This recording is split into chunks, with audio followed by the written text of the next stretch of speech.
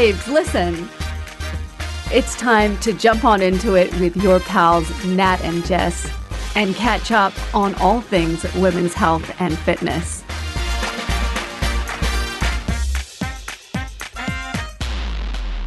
Welcome to the best podcast of your life, babes. Listen. We're also very humble and very nice.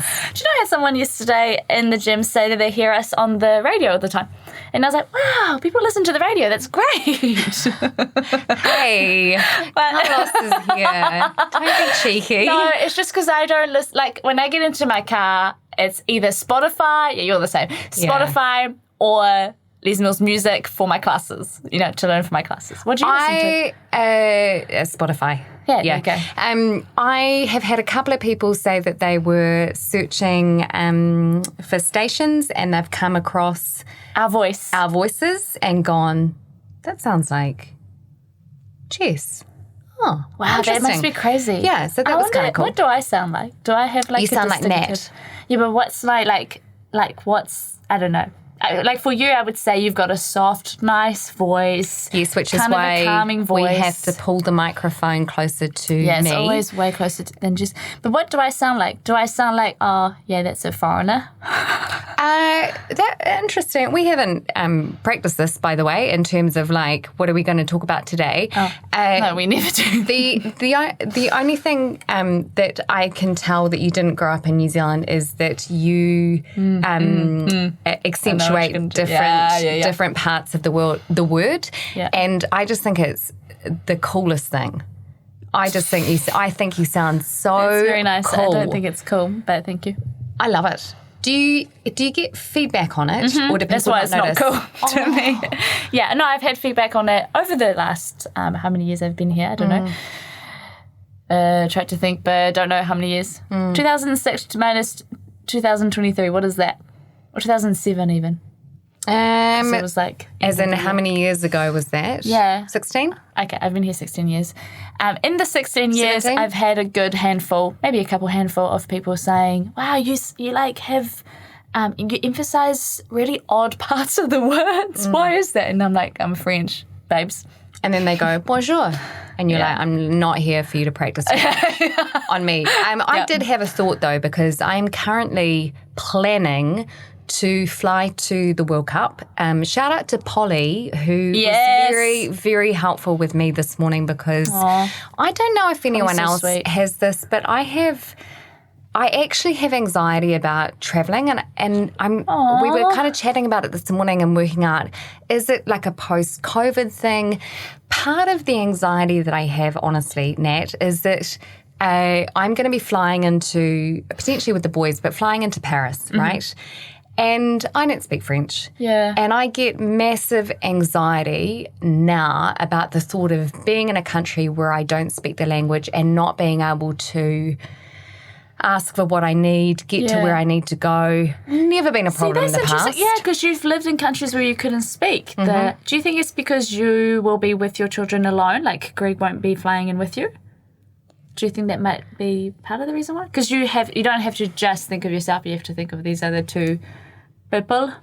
I wonder if that's, I'm not sure. Potentially that's kind of the feeling of sort of like I'm responsible for these boys and they're going to be looking at me as to, what do we do? Yeah. Sort of how do we navigate this? And I've sort of not, I suppose, been out of my comfort zone like I would have been in the years before we moved back to New Zealand. Makes sense. So a little bit. And the other thing is, so I studied French in school, yes. Wow. We've talked about this. Thank you. But I really have an aversion to trying to speak another language because I'm so scared of getting it wrong. Aww. So like I understand. Lived in Taiwan for a year. I really don't speak any Mandarin, which is the, main language there. They have 5 tones. I was always so scared of mucking up the tone that I just didn't bother even kind of trying. So, and I thought about this the other day and I was kind of like, okay, so I'm feeling a little bit nervous about going to Paris. Could I start revising some French? Duolingo. Sorry? Duolingo, the app, so good. Okay. He's using it. Okay. Yeah. Oh, yes, because he's learning French. Yeah. I wish I could fly in with you. That'd be so much I nicer. know, because when are you going? And September. When do you go? After not until October, Because September, I think we fly in basically on like the first game day. So we're very much at the beginning of the World Cup. Where will you? No, you don't need to share that.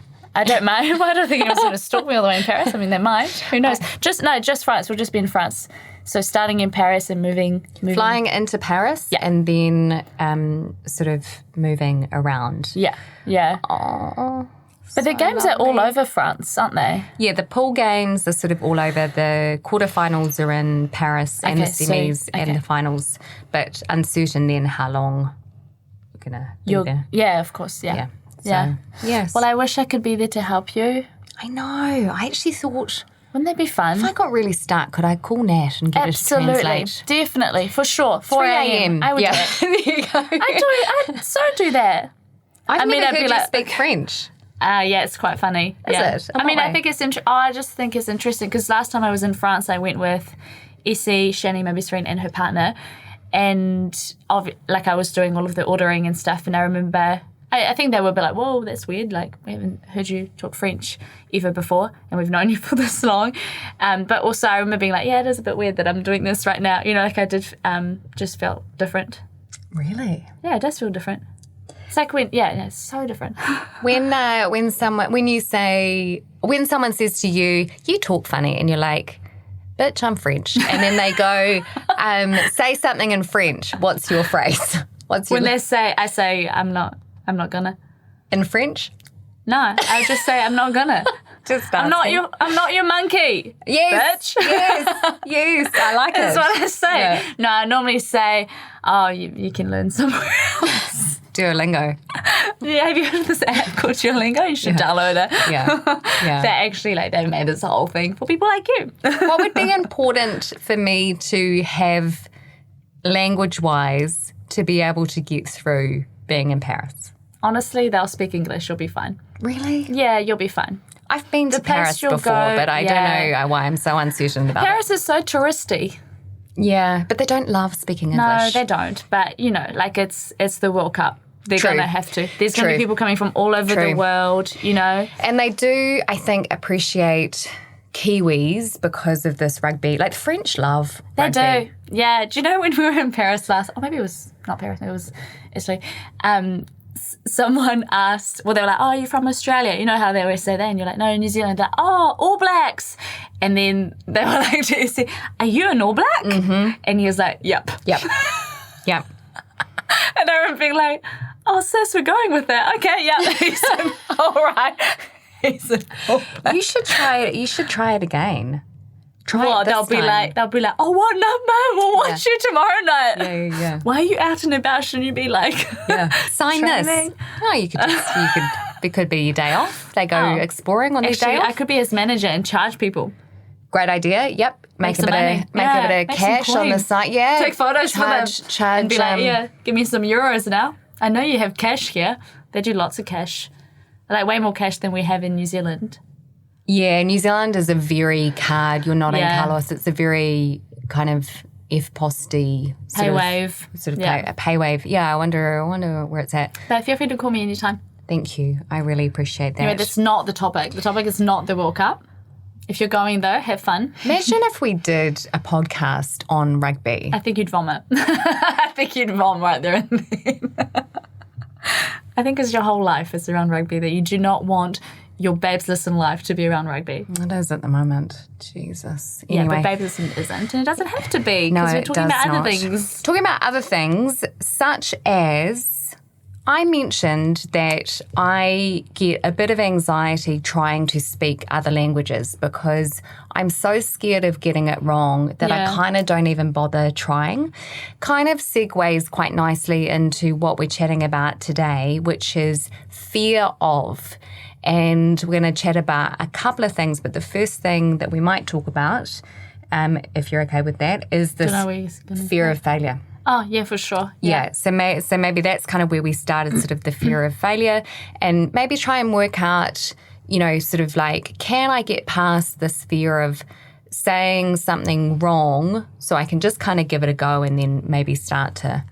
But so for you, fear of failure, do you think comes from being a perfectionist? Unfortunately, yes. Yeah. Unfortunately, yes. Yeah. So I did a little bit of a deep dive into fear of failure, and believe it or not, the phobia around failing actually has a name, and I'm going to try my best to say it. Oh, this is like exposure therapy right now.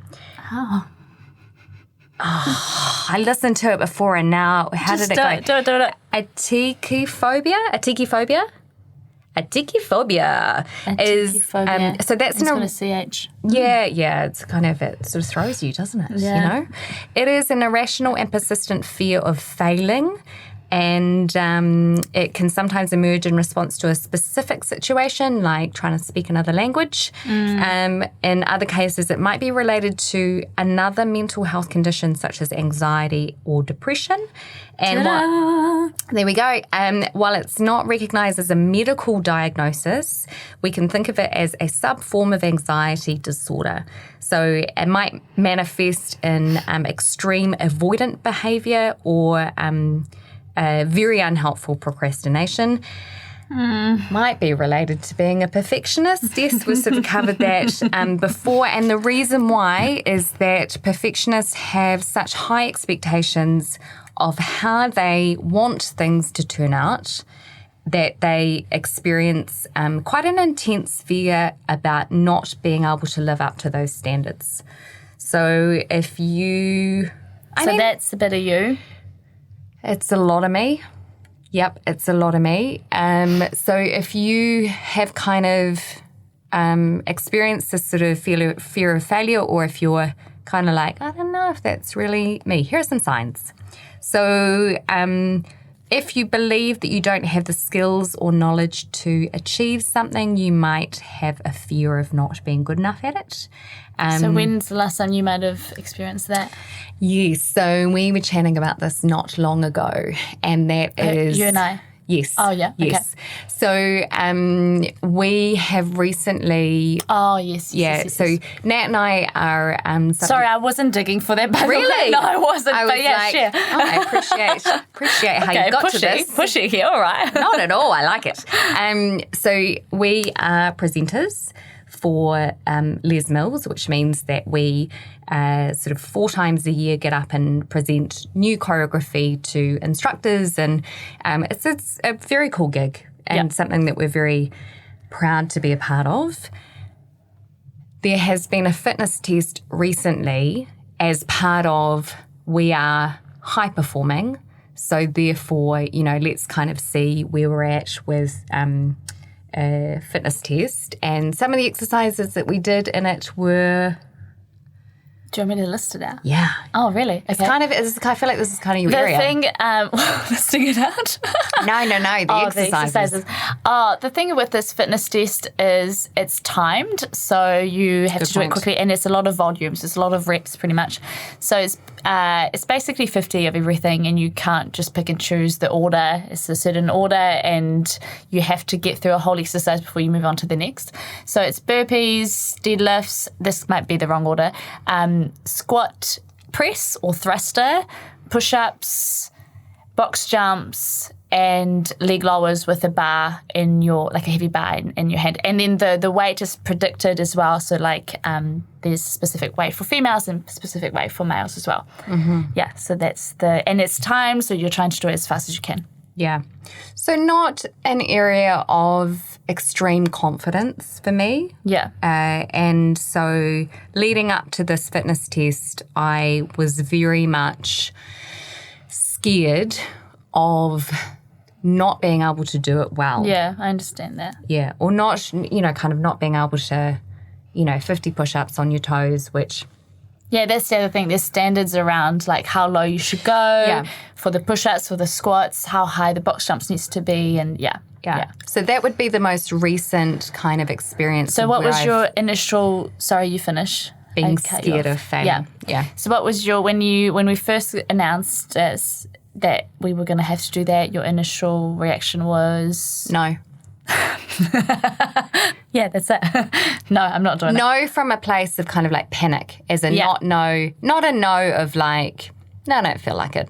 Yeah, it was like just panic, yeah. like, oh my God. But and I said this to you, so there's a team, so we've got presenters in all regions of New Zealand, and in the Christchurch or like Canterbury region, a lot of the people on the team are perfectionists. So that reaction was similar to a lot of the others on the team as well. And I remember saying that to you so you didn't feel alone. Yeah.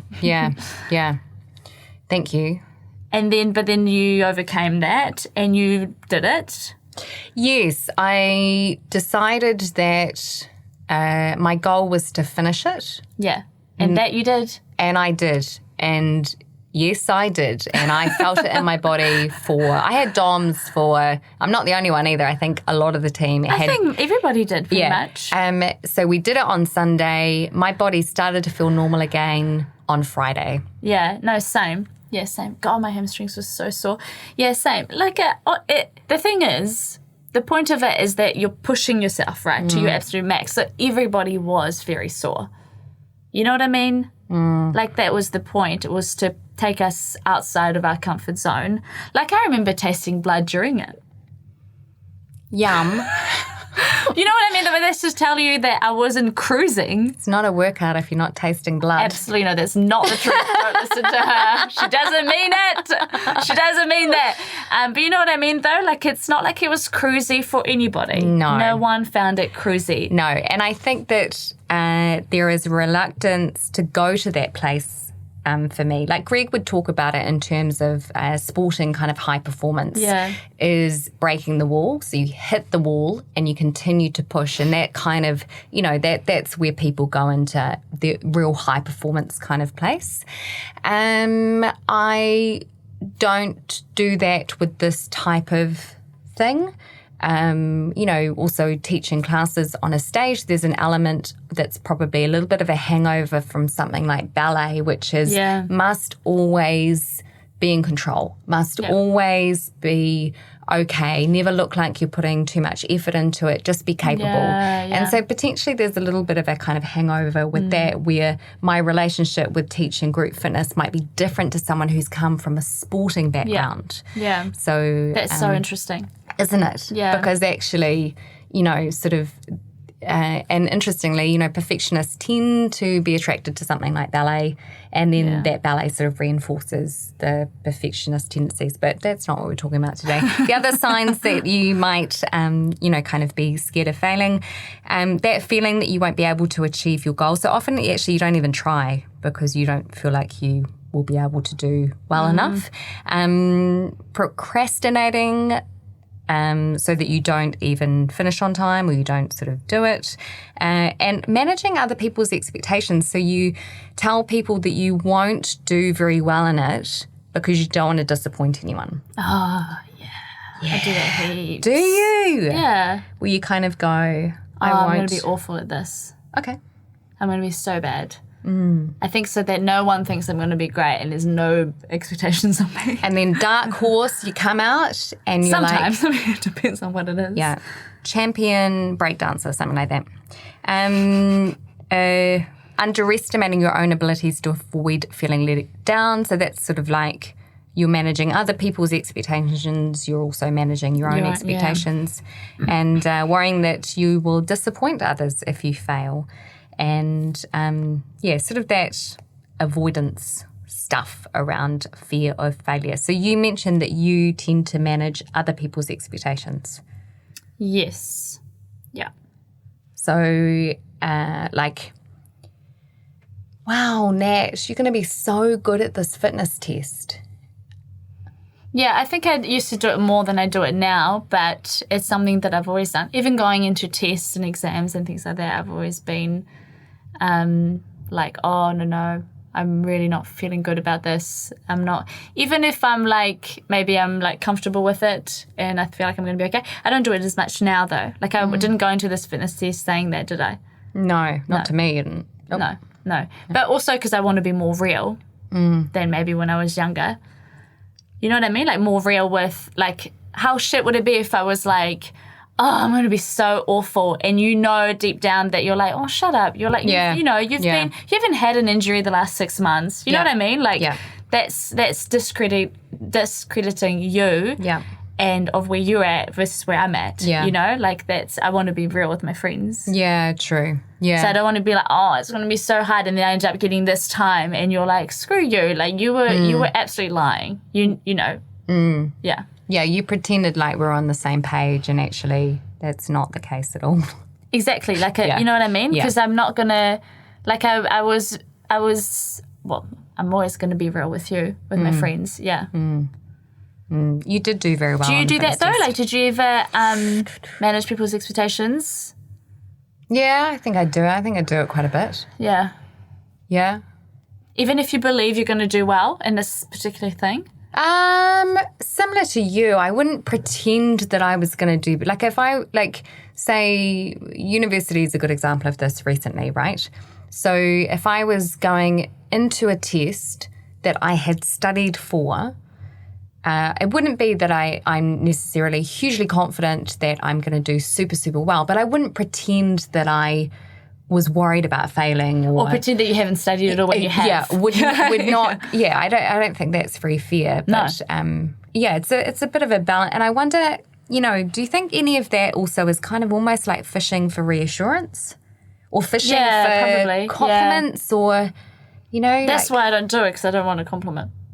Yeah. Because you know how, you know, like, I'm like. Not your thing. Well, I just, you know, I like, it's the whole, we've talked about this on this podcast where I'm like, oh, I might not do it justice. My response might do it, like opening presents. Yes. I don't want to open it in front of you in case I don't do it justice, that reaction. Yes. It's a lot of pressure. Like messages, sometimes I leave messages on Instagram, and to be fair, I don't have notifications, but because they'll be like really nice messages, and then I might feel like I don't do it justice, so then I leave it for too long.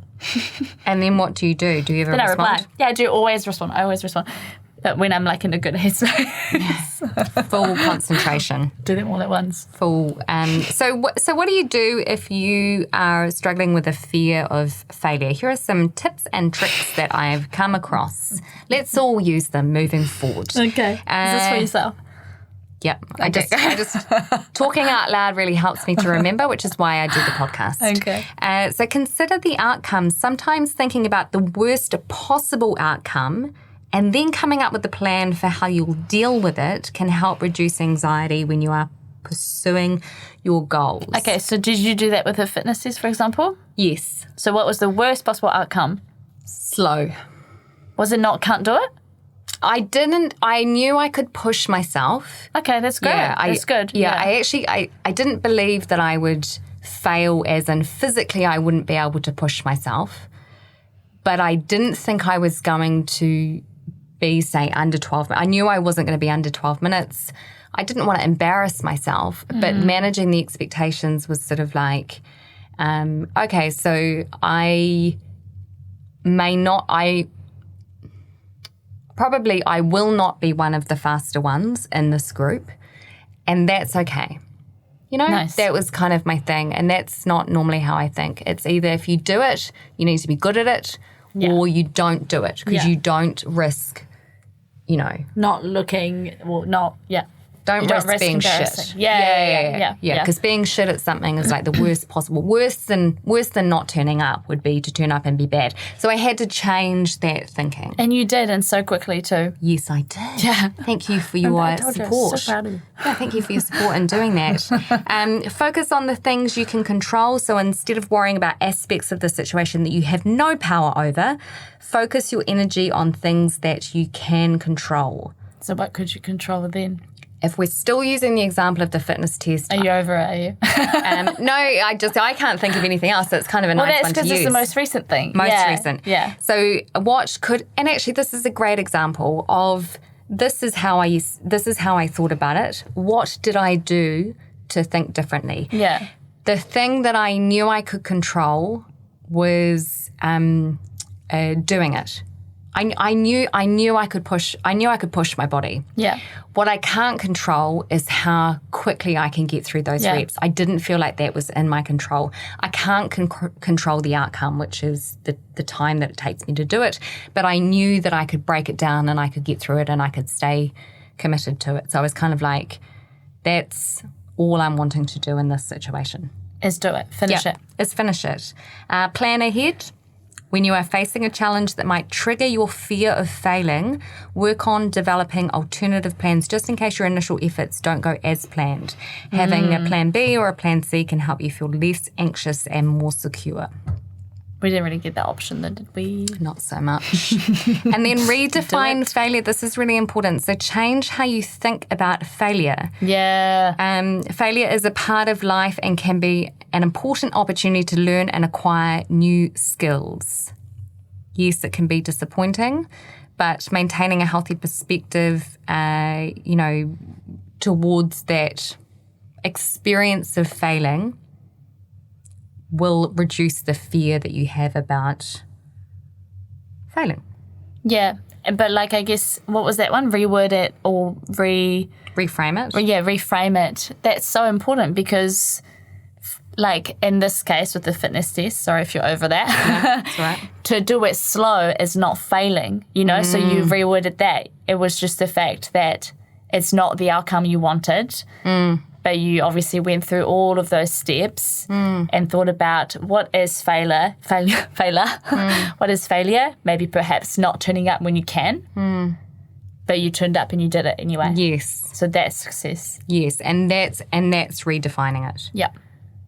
Yeah. Well done. Thank you. So that's kind of my little fear of. That's the strongest one for me is fear of failure. So it's still something I'm working through. We all know, not if this is the first time you've listened to this, but if you've listened to a few podcasts before, you'll know that I'm currently working very hard on changing this very perfectionist coping style that I have. And so... And honestly, like you had not much time to work through that.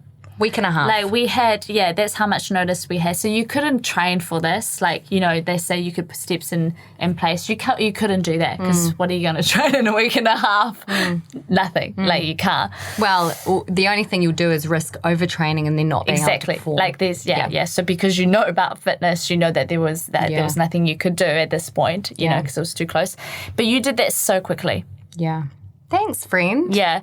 Like because I remember you, like I thought I'd lost you in terms of you like, she's not going to do it. But you were literally, you like turned around within a day, couple maybe. Yeah. And That's like true. a lot of people on the team were like that. So you weren't alone. Yeah. Yeah. Shout out to anyone else who has had an intense fear of failing but has chosen to turn up anyway. Yeah. Because actually... That's really hard. And that's success in itself.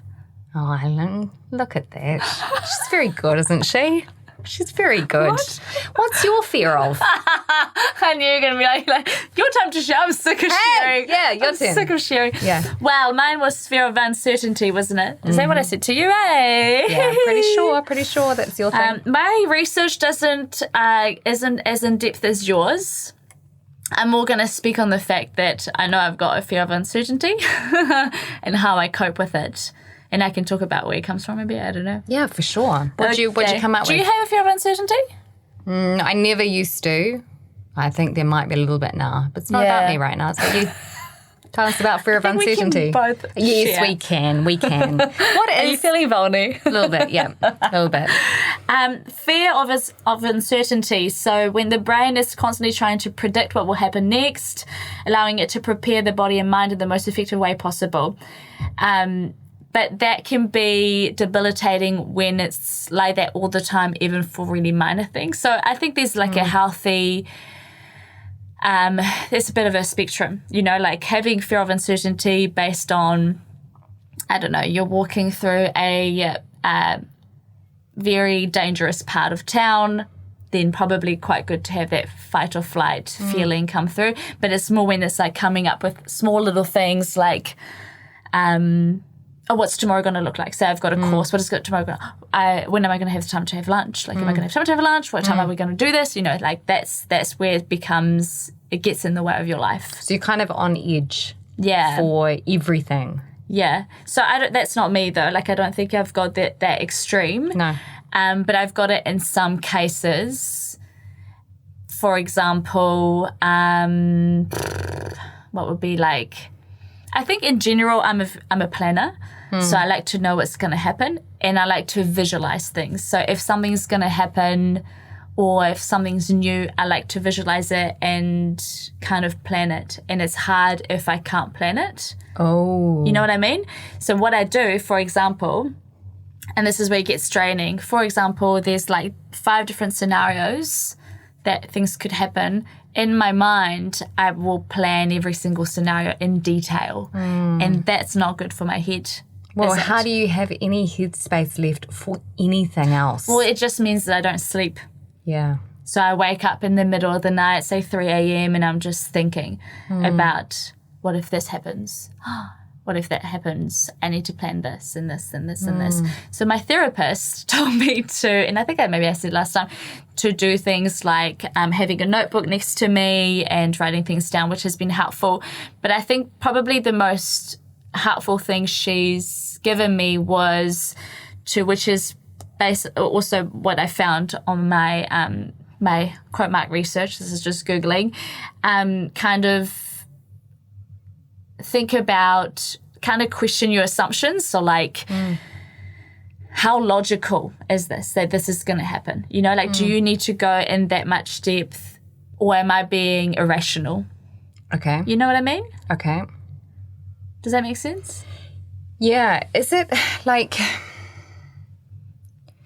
because the thought of things happening in a way that you haven't visualized, is that the fear that drives you to plan and get into the details of it and stuff, because you feel like you can't cope with what if something happens but I haven't factored for that? Yeah. So for example, this is a very minor one. I don't love scary movies. Don't really, because they scare me. So if I go to the movies, so I've done this before, maybe last year, with my friends, because some of them really like scary movies, so I still want to hang out with them, so I still go, I'll Google the end. Yeah, so that I know what's going to happen. I know who's going to die, what's going to happen, so that throughout I'm not too scared, because I know this person's going to survive, this person's going to go through this, you know? How would you deal with the surprise birthday party? Fine, because I wouldn't know what's coming up. But even if I did know, it would be fine. Like, I don't think that bothers me. It's more if there was a big life change, for example, if I had to move overseas for whatever reason, I'd want to know how it's going to look like in my head, so that I can actually think about it and plan ahead. But if I was to ask my therapist, where does that come from? She would say it's based on my childhood. The fact that I had to take off. So when we moved to New Zealand, we didn't have a lot of notice, so we had to take off at a very short notice. So, of course, as like a teenager, I was kind of, you know, like the rug was swept under me. And I had to leave my friends, I had to pack, and I had to do all these things. So we didn't have a lot of notice, so we had to leave really quickly. So that kind of feeling and that fear, you never want to experience again. Exactly. So my body, and without me even realizing it, I only really realized that until she told me. She was like, well, it makes sense because you did go through that. And I was like, sis, this is why you get paid the big bucks. Absolutely. Absolutely. I'm sorry, but like, psychologists are worth every cent. They are so good at what they do. Yeah. If you've got the means, like, I know it's a big expense. If you've got the means, I recommend that big time. Because I remember being like, oh, it makes so much more sense. And then when you've got that kind of like, it's normal that you feel like this, and it's normal that you do these things based on this, that in itself is like priceless. Yeah. Because all of a sudden you feel like everything that you feel and that you do is justified. Yeah. And you're not crazy. Because was there a part of you that recognized maybe you sort of plan more than your peers, and there was a part of that where you sort of like kind of felt bad about it, like as in you were sort of like, why, I don't feel like this is normal, or why do I have to plan so much, or why is everyone else so kind of like laid back, and I think I just kind of knew that was just me, but I knew that it could become a flaw in some moments. So in terms of like my past job, project management, that's where I maximized it, right? Yeah. Because I had to manage and plan everything and have to come up with worst case scenarios and how much is that going to cost and are you going to put that into the budget? Yeah. You know, like if, for example, this is boring chat for you probably, but for example, if there's like a 1 in 1,000 chance of an earthquake happening, you would, for this building, you would price that up and then put that in the contingency and maybe put, like it depends on what it is, maybe 1% or 10% of that so that you plan ahead for all kind of big risks, if that was a big risk, which it used to be in Christchurch. Yeah. So in that job, it was great. It wasn't a flaw. But in other areas, it is a flaw when it's keeping me awake at night. I wonder if you would have been as enthusiastic about project management had you not had this life experience. I don't know. That's a good question. I've never thought of that. Getting very deep, aren't we? Thought of that. I don't know. Well, I honestly don't know.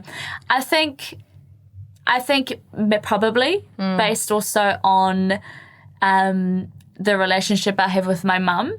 Like I was kind of sometimes the parent, sometimes. So that in itself meant that I needed to, in my head, plan ahead and know what's going to happen. Yeah. So I think you're right though. Like that has shaped me into becoming this. I guess when I was project manager, so making this my career. And had I been in your product review environment, had I been in a different country, not moved at a young age, at a short notice, and maybe different family environment, probably not. What would I be? I think you would be... That's so interesting. I think you would be a park ranger. What the I can see you outdoors... in amongst the pine. No, I mean You're yourself. Taking the piss? Yeah. Like yourself and Quinn should definitely go for coffee. What? Quinn is like half my age. He'll be like, who's this old fart? He'll be like, please help me understand what I'm parented by. How do I cope? How do I cope when Maybe I'm when a he's planner older and realizes she's that. not? How do I cope with a parent like that? Oh, I can give him lots of tips. Tips and tricks. But I've given you tips on how to deal with him. Yeah. You know. Yeah, it's true. It's true. When I complain that he's too needy, Nat's like, I get it. you know, maybe he just would like to know what's happening a little bit more. I'm like, what?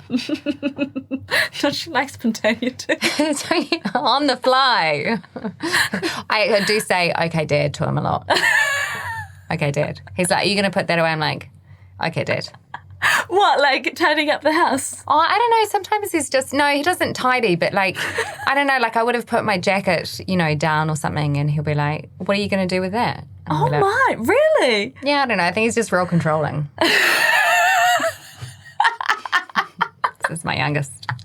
I wonder what you know, how his career will kind of shape up. Project manager, maybe. Hey, Quinn doesn't have to be in construction, can be in anything. Yeah, There's project managers out there for everything. We are needed in this world for people like your mother. This is why we work, you know? You and I. Balance each other absolutely. out. Absolutely. So what else have you got on uncertainty? Do your research, but that's what I that's what they say, like do your research. So how, for example, had I, like, if you've got this big fear of what's going to happen, do your research so that fear kind of diminishes and it goes down. Okay, cool. Yeah. Yep. But I think also you can overdo that.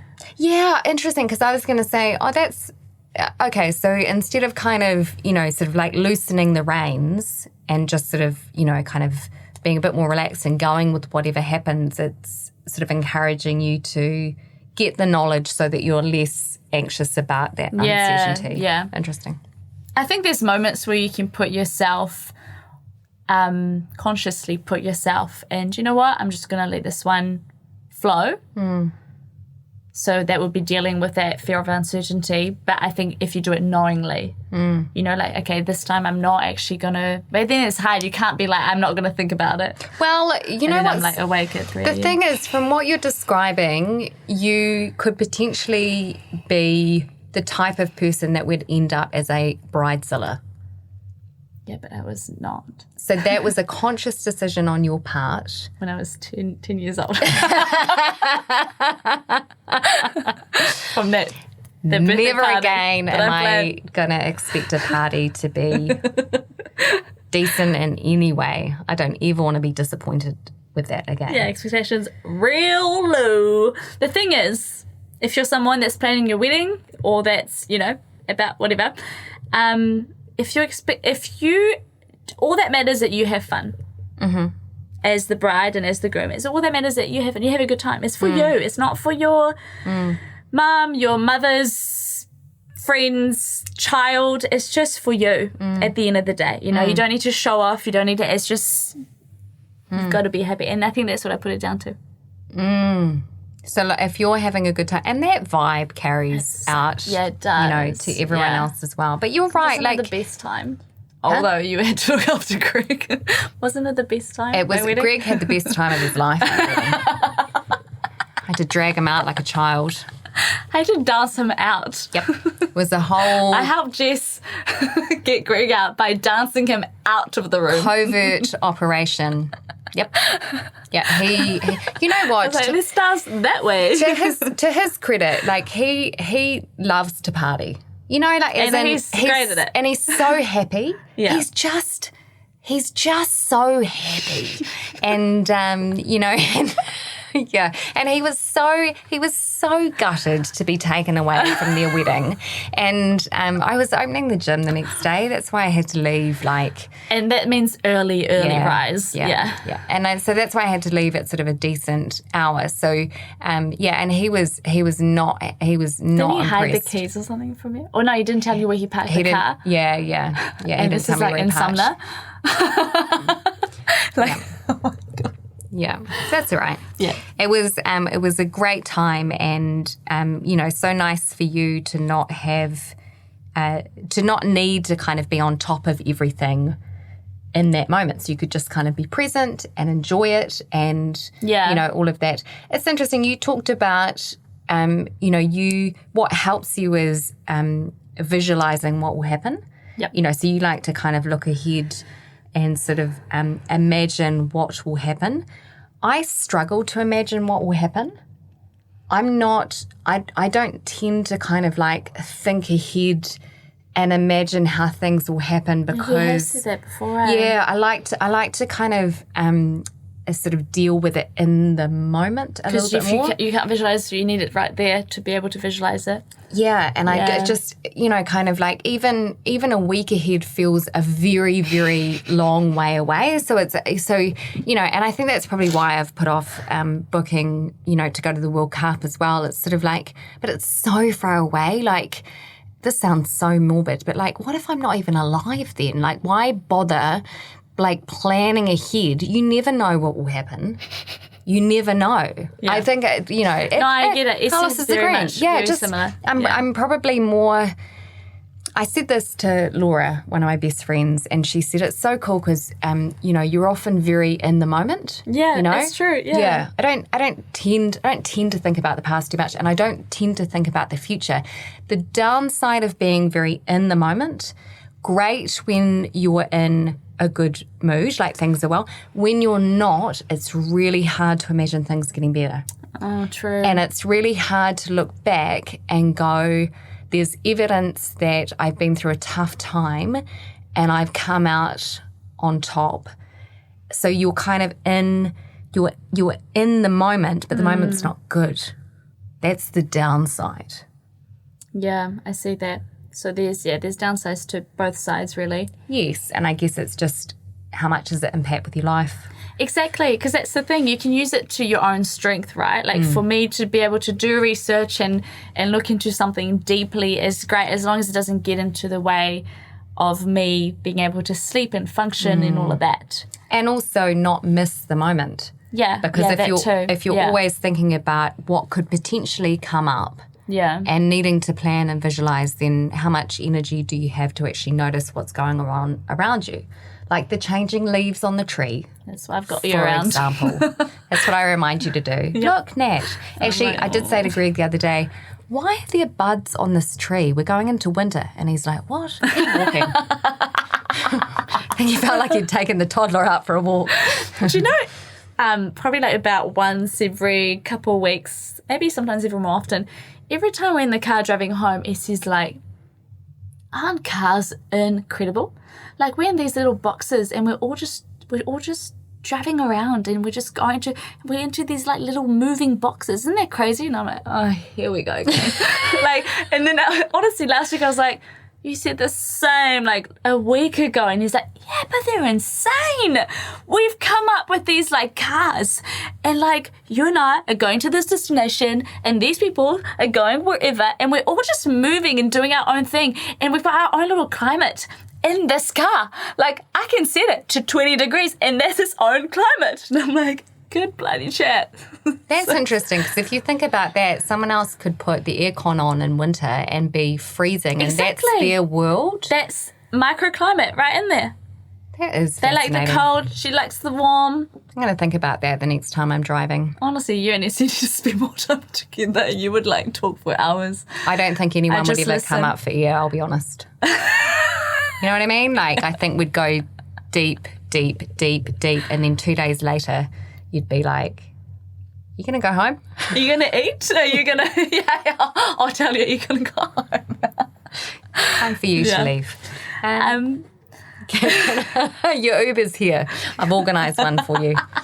Anyway, so so that's a bit of... So we both have couple fears, but a little bit different from each other.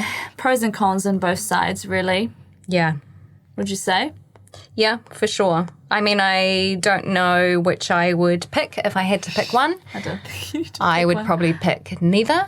Yeah. However, that's not the case. So, I think the crux of it is that you're aware of it, talking to the listeners, you're aware of it and you manage it. Because you can't let go, let go of it. Like, I'm always going to have a fear of uncertainty based on my past, based on my childhood. So I manage it. My therapist manages it for me. Helps me manage it.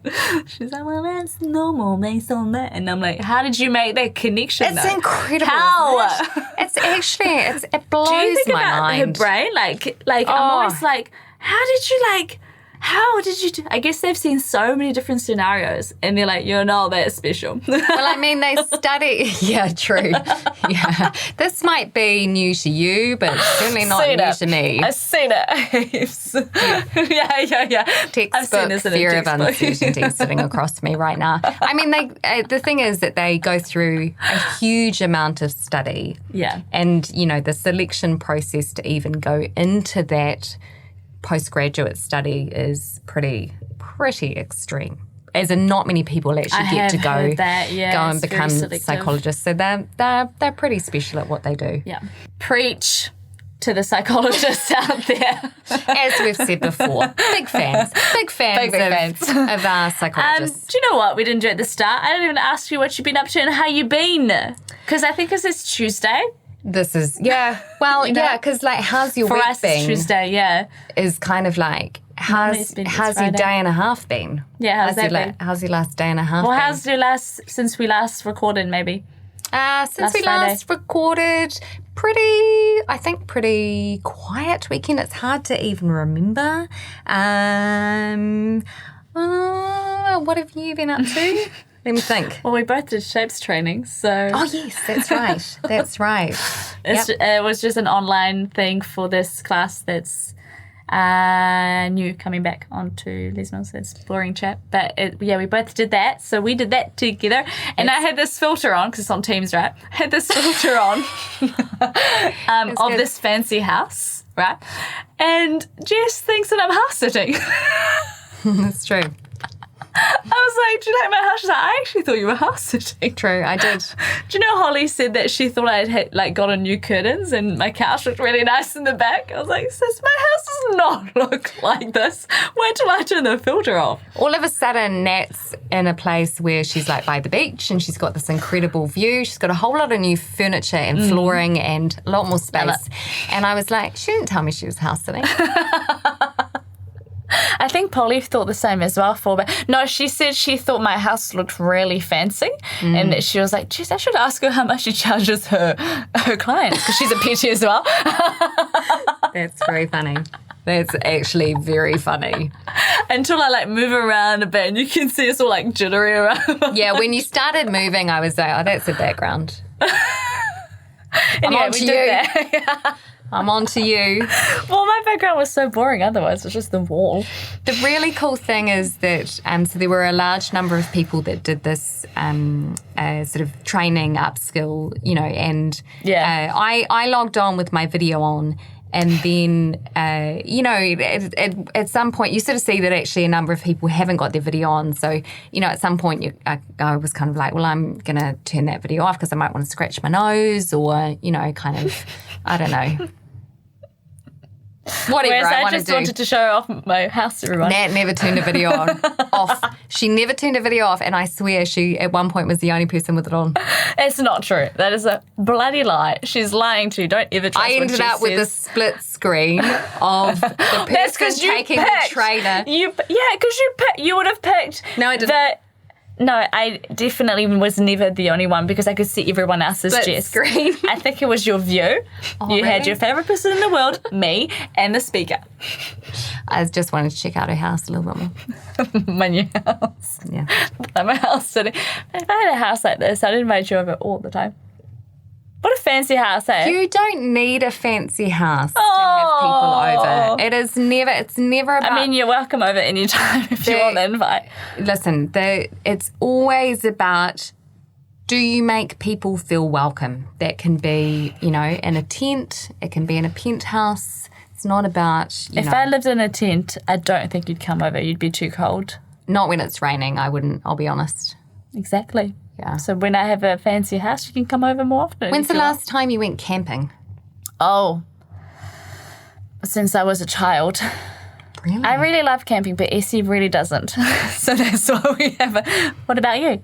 Yeah, I also don't like camping. So when's the last I'm time? with Essie on that one. The last time we went camping, we did something called glamping. Oh, yeah. And because I think for Greg, he sort of felt like that was, a nice balance between what he wanted, which was to essentially go bush, and what I wanted, which is, to stay in a 6-star hotel.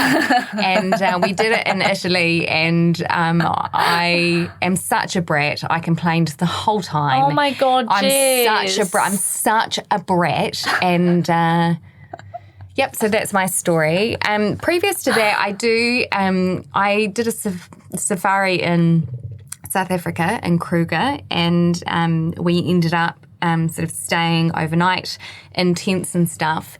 Now, the only thing with that is that during the night, like any time you needed to, kind of pee, whatever, it's not you. There aren't portaloos out, kind of on a safari, So right? where do you pee? So you need to kind of, I don't know, At a tree. go behind the truck or behind the tent, all that stuff. But is you not your need jam. to wake up the ranger. I think that's what they're called. Because you've got, like hyenas and, like wild animals and stuff like that. So you need to wake them up so that they can guard you while you pee. I remember lying there and going, okay, so I can wake this guy up and, probably live. Or if I just go out quickly. And that's how you die. That's literally how you die. But that's what I did. I just shot around to the back of the tent. God, Jess. My heart was so racing. And I was like, If I was in charge, I would find you so annoying. I didn't, so I didn't wake them up or anything, but... You want to die? Die. It was the risk I took. Well, she's lived. She's lived, everybody. And that's why I don't camp. And that's why you're right. I wouldn't come to see you if you lived in a tent. I reckon when it comes to camping, it comes down to the experiences you've had.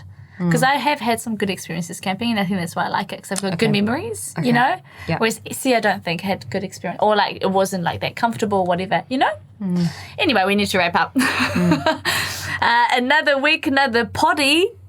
Join us on Instagram at BabesListen. Toodles from Nat and hooroo from Jess. Thank you, Nat. Otherwise you don't say anything. No, I don't. I get awkward. That's true. Okay, bye.